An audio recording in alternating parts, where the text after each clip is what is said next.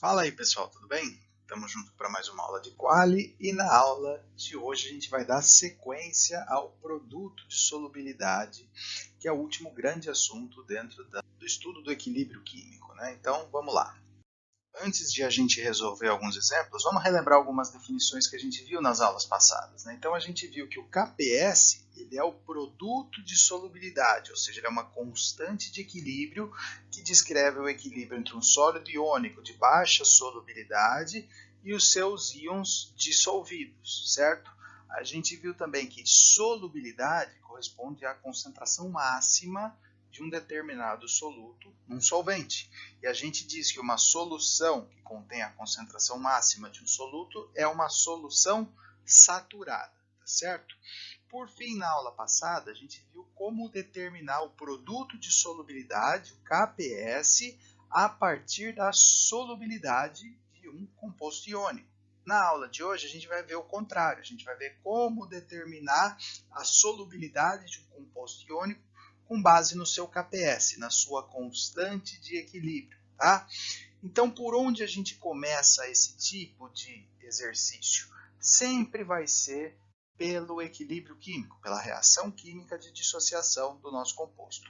Então, nesse caso aqui, a gente tem o cromato de cobre 2, CuCrO4, que apresenta um KPS igual a 3,6 vezes 10 a menos 6. Determine a sua solubilidade. Então, a gente começa sempre pela reação química, pelo equilíbrio químico de dissociação. Então, o cromato de cobre 2, ele se dissocia parcialmente, liberando íons cobre 2+, e íons cromato, tá certo? Qual que é a diferença desse tipo de equilíbrio que a gente está trabalhando agora em KPS para os equilíbrios anteriores? Bom, uma das diferenças é que o produto vai ser sempre um sólido. E o sólido, assim como a água, assim como o solvente, ele apresenta atividade igual a 1. Então, na verdade, na prática, ele acaba não entrando na equação da constante de equilíbrio, na equação do KPS. A outra diferença é que, a partir de agora, os coeficientes estequiométricos do equilíbrio eles vão ter bastante importância porque eles vão entrar no expoente dos íons. É que nesse primeiro exemplo aqui, nós estamos trabalhando com uma situação mais simples, onde os coeficientes estequiométricos são 1 para 1 para 1. Então, os coeficientes estequiométricos na equação da constante de equilíbrio, na equação do KPS, vão ser iguais a 1. Então, não vai ter problema nenhum. Então, como é que fica agora? Feita a reação de dissociação, a gente vai estabelecer a proporção estequiométrica entre reagente e produtos. Então, nesse caso aqui, como é uma reação bastante simples, a proporção estequiométrica é 1 para 1 para 1. Ou seja, quando a gente tiver uma concentração igual a S, e eu estou chamando essa concentração de S porque ela representa a solubilidade, S de solubilidade. Quando a gente tiver, então, a concentração máxima do cromato de cobre 2 em solução, ele vai liberar uma concentração igual de cobre e uma concentração igual de cromato, porque a estequiometria é 1 para 1 para 1. Então, a concentração de cobre 2 mais que eu vou ter vai ser S, e a concentração de cromato vai ser S também. Feito isso, a gente monta a equação da constante de equilíbrio, a equação do KPS. KPS vai ser igual à concentração dos produtos elevado aos seus respectivos coeficientes estequiométricos. Então, KPS, nesse caso aqui, vai ser igual à concentração de cobre 2+, elevado a 1, o coeficiente estequiométrico do cobre é 1, vezes a concentração do cromato, também elevado a 1. Então, esse caso aqui, como eu comentei, é a situação mais simples que a gente tem. Montada agora a equação da constante de equilíbrio, a equação do KPS, é só a gente substituir os valores. Mas que valor? Não tem valor nenhum? A gente vai usar essa relação que a gente estabeleceu aqui atrás com a solubilidade, justamente o que a gente quer achar, a solubilidade. Então, na situação de saturação, ou seja, quando tiver a concentração máxima do cromato de cobre 2 em solução, eu vou ter S de cobre e S de cromato. São esses valores que eu vou jogar aqui na formulinha do produto de solubilidade.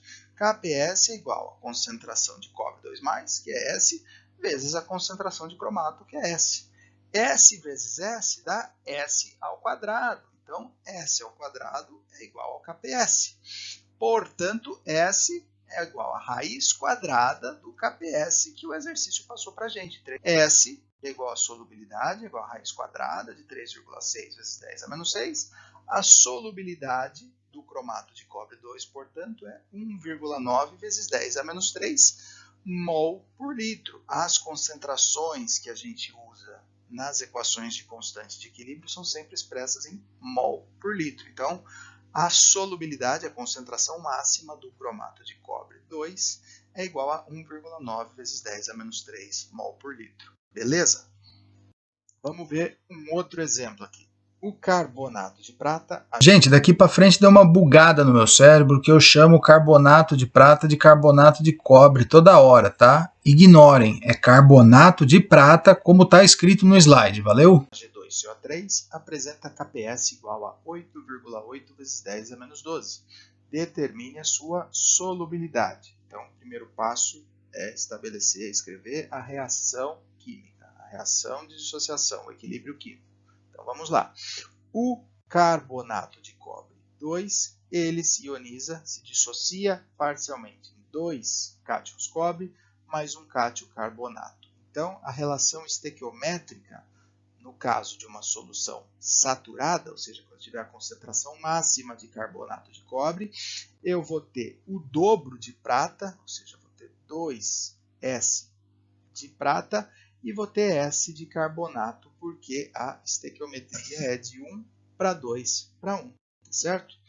Montada a proporção estequiométrica, agora a gente monta o produto de solubilidade, né? Então, o produto de solubilidade vai ser igual à concentração dos produtos elevado aos seus coeficientes estequiométricos. Então, o KPS do carbonato de prata é igual à concentração de prata elevado ao quadrado vezes a concentração de carbonato elevado a 1, certo? E agora a gente substitui os valores aqui que são estabelecidos pela estequiometria. Então, o KPS do carbonato de prata é igual à concentração de prata, que é 2S, elevado ao quadrado. Então, cuidado, gente. De novo, vale aquela dica que eu falei para vocês.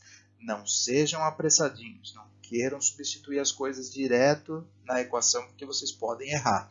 Façam a dissociação, estabeleçam a equação do KPS com os expoentes e depois vocês substituem os valores, senão vocês podem errar, tá? Então, o KPS vai ser igual a 2S ao quadrado vezes S, que é a concentração do carbonato. A solubilidade do carbonato é S. Agora a gente vai resolver isso daqui. Como é que fica 2S ao quadrado?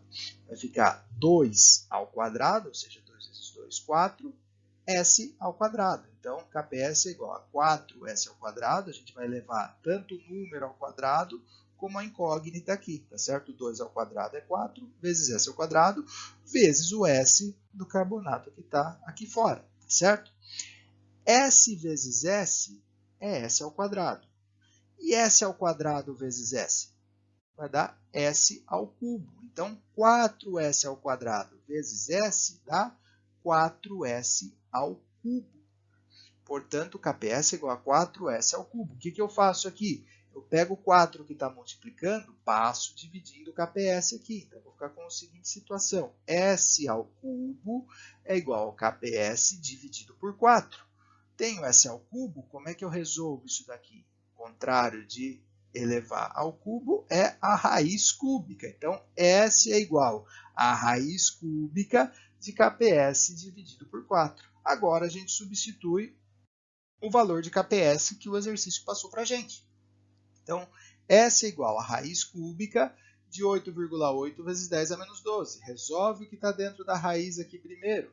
S é igual a raiz cúbica, 8,8 vezes 10 a menos 12 dividido por 4 vai dar 2,2 vezes 10 a menos 12. Tirando a raiz cúbica disso aqui, eu vou ter o resultado de S, que corresponde à solubilidade do carbonato de prata. Então, a solubilidade do carbonato de prata é de 1,3 vezes 10 a menos 4 mol por litro. A unidade de concentração vai ser sempre mol por litro quando a gente estiver trabalhando com equações de constante de equilíbrio. Beleza? Vamos em frente. O nosso terceiro exemplo vai ser com o hidróxido de ferro 3. O hidróxido de ferro 3 ele é uma base, tá? Mas nem sempre a gente vai trabalhar com as bases usando o Kb, usando a constante de dissociação básica. Por quê? Porque muitas das nossas bases, a maioria das bases que são hidróxidos de metais, eles são pouco solúveis, tá? Então eles são bases fracas justamente porque eles apresentam baixa solubilidade. E nesse caso, a gente vai trabalhar com essas bases usando o KPS, usando o produto de solubilidade. Então vamos resolver para o hidróxido de ferro 3. O hidróxido de ferro 3, FiOH3, apresenta KPS igual a 1,6 vezes 10 a menos 39. Determine a sua solubilidade. Então vamos lá. Primeiro passo, a gente faz a reação de dissociação do nosso composto. A gente escreve o equilíbrio químico de dissociação do hidróxido de ferro 3. Então, o hidróxido de ferro 3, ele se dissocia parcialmente, liberando cátions ferro 3 e 3OH-, tá certo? Então, a proporção estequiométrica vai ser de 1 para 1 para 3. Então, na condição de saturação, quando a gente tiver uma solução saturada de hidróxido de ferro 3, nós teremos uma concentração correspondente à solubilidade desse composto, o que vai levar à formação dessa mesma concentração para o ferro, 3+, né? E 3 vezes essa concentração para o hidróxido, para os íons hidróxido, porque a estequiometria é 1 para 1 para 3. Feito isso, determinada a relação estequiométrica, a gente monta a equação do produto de solubilidade, equação de KPS. Produto de solubilidade igual a concentração dos produtos elevado aos seus coeficientes estequiométricos. Então, nesse caso aqui, KPS vai ser igual a concentração de ferro elevado a 1, porque é o coeficiente estequiométrico do ferro, vezes a concentração de OH- elevado ao cubo. O coeficiente estequiométrico do OH- é 3, beleza? Agora a gente substitui os valores aqui usando as relações estequiométricas que a gente fez aqui atrás. Então vamos lá. KPS é igual a concentração do ferro é S. A concentração de OH- é 3S, mas é a concentração de OH- ao cubo. Então vai ser 3S ao cubo, certo? Vamos resolver isso daqui com calma. Como é que a gente resolve essa parada aqui? A gente vai ter que elevar ao cubo tanto o número quanto a incógnita, tá certo? 3 ao cubo, quanto é que dá? Dá 3 vezes 3 vezes 3. 3 vezes 3, 9. 9 vezes 3, 27. Então, isso daqui vai dar KPS é igual a S vezes 27S ao cubo, certo? S vezes S dá S ao quadrado.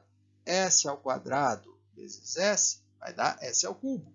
E S ao cubo vezes S vai dar S à quarta potência. Então, KPS é igual a 27 vezes S elevado à quarta, tá certo? Como é que eu resolvo essa parada aqui? Eu pego 27 que está multiplicando, passo para cá, ele vem dividindo o KPS. Vou ficar com a seguinte situação. S elevado à quarta potência é igual a KPS dividido por 27. Como é que eu faço para resolver um valor elevado à quarta potência? Quando um valor está elevado ao quadrado, para a gente tirar ali, a gente precisa da raiz quadrada. Quando está elevado ao cubo, a gente precisa da raiz cúbica. Quando está elevado à quarta, a gente precisa da raiz quarta. Então, S é igual a raiz quarta de KPS dividido por 27. Agora, a gente substitui o valor de KPS e resolve. O exercício passou para a gente o valor de KPS, que é 1,6 vezes 10 a menos 39. Vamos substituir esse valor. S é igual a raiz quarta de 1,6 vezes 10 a menos 39 dividido por 27. Resolve o que está dentro da raiz primeiro. Faz essa continha aqui. S vai ser igual a raiz quarta de 5,93 vezes 10 a menos 41. Então, S, que é a solubilidade, é igual a raiz quarta de 5,93 vezes 10 a menos 41, que vai dar 8,8 vezes 10 a menos 11 mol por litro. Unidade de concentração que sai da constante de equilíbrio, da equação da constante de equilíbrio, é mol por litro. Beleza? Tá certo. Agora vocês podem me perguntar, mas como é que eu resolvo na calculadora uma raiz quarta, meu Deus do céu? Vamos aprender, vamos ou relembrar caso vocês já tenham visto isso daí em algum momento. Então vamos lá. Vou ter que falar um pouquinho de matemática aqui, mas sem me aprofundar muito, até porque eu não sou matemático, não manjo muito dessas coisas, tá? Então se vocês quiserem provas para o que eu estou falando aqui, demonstrações, eu sugiro que vocês conversem com o Flavinho, com o Marcelo, com o Everton, eles vão poder ajudar vocês melhor, tá certo? Então, na verdade, o que a gente tem é quando a gente está trabalhando com uma raiz, a gente consegue expressar essa raiz na forma de uma potência. Como assim? Para a gente expressar uma raiz na forma de uma potência, o expoente que a gente vai trabalhar ele tem que ser o inverso do índice da nossa raiz. Vamos ver alguns exemplos aqui. Raiz quadrada de x. Qual que é o índice da nossa raiz quadrada? Quando a gente tem uma raiz sem o índice, sem o numerinho aqui fora, significa que é uma raiz quadrada, tá certo? Para a gente escrever essa raiz aqui na forma de potência, como é que a gente faz? A gente vai escrever o valor, o radicando, né, que é o valor que está dentro da raiz, elevado ao inverso do índice. Então, a raiz quadrada é o mesmo que x elevado a 1 sobre 2. Tá? Se for uma raiz cúbica, como é que a gente reescreve essa raiz aqui na forma de potência? A gente escreve o radicando elevado ao inverso do índice, que é 3. Então, a raiz cúbica de x é igual a x elevado a 1/3. A raiz quinta vai ser x elevado a 1 sobre 5. Tá certo? X elevado a 1/5. E se acontecer do nosso radicando já ser uma potência, ter um expoente ali dentro, por exemplo, raiz de x elevado a y, como é que fica isso daqui na forma de potência? A gente mantém o expoente do radicando e passa dividindo o valor do índice. Então, raiz de x elevado a y é igual a x elevado a y dividido por 2. Raiz cúbica de x elevado a y é igual a x sobre y dividido por 3, elevado a y dividido por 3, tá certo? Por que eu estou falando isso para você, gente? Porque nenhuma calculadora vai ter uma teclinha específica para raiz quinta, por exemplo, tá? Vocês podem até encontrar calculadoras que têm raiz cúbica. Raiz quadrada, a maioria das calculadoras tem. Mas raiz cúbica são poucas e raiz quinta, raízes maiores, ainda é difícil de a gente encontrar numa calculadora. Como é que a gente resolve isso daí? Trabalhando com os números elevados aos expoentes fracionados, tá? Então vamos pegar alguns exemplos que a gente fez lá atrás e vamos mostrar como resolver na calculadora. Eu imagino que vários de vocês tenham modelos diferentes de calculadora. Então, como é que a gente vai fazer para trabalhar todo mundo na mesma língua aqui, tá? Vocês provavelmente, se quiserem fuçar na calculadora de vocês, vocês vão ver como é que faz. É simples fazer esse tipo de operação na calculadora. Mas para a gente conversar na mesma língua, eu vou sugerir que vocês baixem uma calculadora, um aplicativo de calculadora no celular de vocês. Então, para isso, vocês vão lá no Androidzinho de vocês, achem a Play Store, que é o aplicativo onde vocês baixam outros aplicativos, e procurem por calculadora científica. Vai aparecer várias calculadoras aqui, e uma calculadora que eu testei e gostei é essa calculadora científica aqui, RIEDU RI570. Vocês vão achar ela facinho lá. Instalem esse aplicativo que vai funcionar. Ai, professor, eu tenho iPhone. Ah, meu filho, você que lute. Não sei como é que faz para iPhone. Eu tenho certeza que o iPhone tem, a Apple Store tem um aplicativo de calculadora científica que provavelmente é mais bonito que os de Android, mas vai funcionar do mesmo jeito, tá? Então, se você tem iPhone, desculpa, não sei como te ajudar diretamente. Mas se tiver dificuldade, me escreve, a gente descobre junto como é que faz. Então, vamos lá. Como é que a gente faz essas operações na calculadora que a gente baixou aqui? Vamos pegar essa raiz quadrada aqui, hipotética, tá? Que foi do primeiro exercício. Raiz quadrada, facinho de resolver na calculadora, mostrando aqui na calculadora do aplicativo. Essa é a carinha da calculadora do aplicativo. Para a gente resolver essa raiz quadrada, é só usar o botãozinho de raiz quadrada diretamente aqui. Então, você aperta esse botãozinho, 3,6. Como é que eu faço 10 elevado a menos 6? Ele tem essa teclinha aqui. Você vai apertar essa teclinha aqui, vai aparecer vezes 10 elevado ao numerinho. Aí você vai ter que colocar menos 6. Então, vai ficar mais ou menos desse jeito aqui. Raiz quadrada, 3,6. Você aperta aqui o vezes 10, menos 6, igual. Ele vai dar o resultado para você, que dá 1,9 vezes 10 a menos 3, fazendo arredondamento, tá? Mas essa é a conta fácil, raiz quadrada, que toda calculadora tem. Vamos ver as outras raízes, como é que a gente faz. Então, nesse caso aqui do segundo exercício, onde a gente tinha que resolver a raiz cúbica de 8,12 dividido por 4. Como é que a gente faz para resolver isso daqui? A gente começa sempre resolvendo o que está dentro da raiz. Como é que a gente resolve essa conta aqui, 8,8 vezes 10 a menos 12 dividido por 4, nessa calculadora de Android? Vamos lá. Como é que a gente bota esse número aqui?